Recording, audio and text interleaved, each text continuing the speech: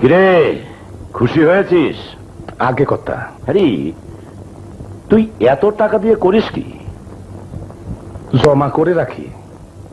এ যাবৎ যত টাকা নিয়েছিস তাতে তুই তো এখন বিরাট বড় লোক। হ্যাঁ, এত টাকা দিয়ে কি করবি? পেল্লাই সাইজের একটা বাড়ি বানাবো।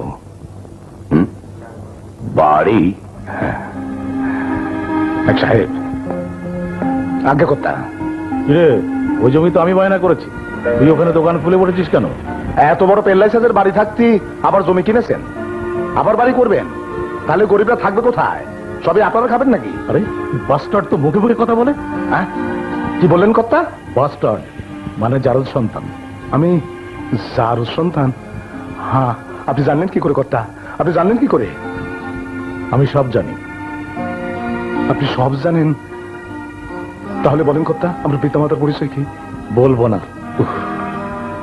তারপর কতদিন যে চেষ্টা করেছি, তার বাড়িতে ঢোকার চেষ্টা করলাম, দারোয়ান কিছুতেই ঢুকতে দেয় না, খালি ধাক্কা দিয়ে বের করে দেয়।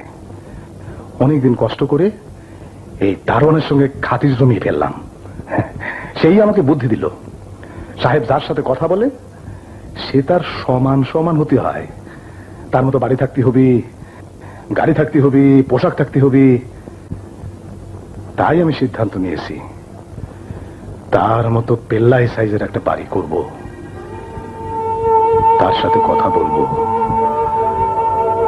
তার কাছ থেকে আমার মায়ের ঠিকানা নেব। আরে একবার মা কি পেলি, তাকে আমি জিজ্ঞেস করব, তুই কেমন ধরনের মা রে?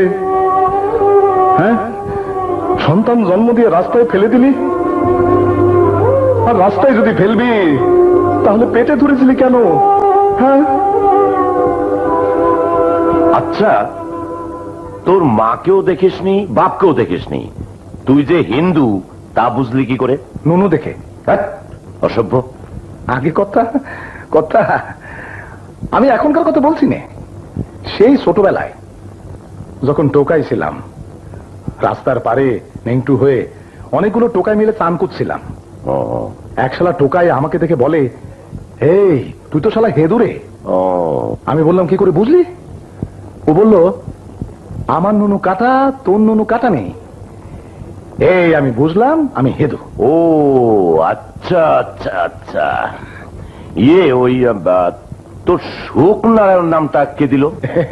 সে আরেক কেচ্ছা কর্তা।